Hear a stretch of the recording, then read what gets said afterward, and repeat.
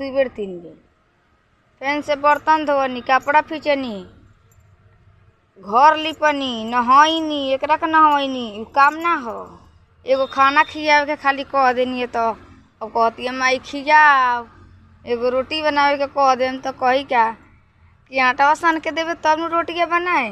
बताई ऐसन बेटी कोई के बिया देखी लो तो झगड़ाहीन बेटी। हाँ कहती है ढेर एथी न कर लोगिन। बताओ तो ढेर हम करतनी मैंने ओकरा के ढेर कह दिले बनी, कम नहीं कहले। ऐसने बेटी हे भगवान सबका के दी है जे माई के नथियो में नथ के रखी। केनियो से आई तो कहती है का माई 5 गो रुपया चाहे, माई चप्पल टूटल बा, माई कपड़ा नहीं खे। अब बताओ बाबू को महीने 500 रुपया तो बेटी के कहाँ से किनाई 400 रुपया के कपड़ा।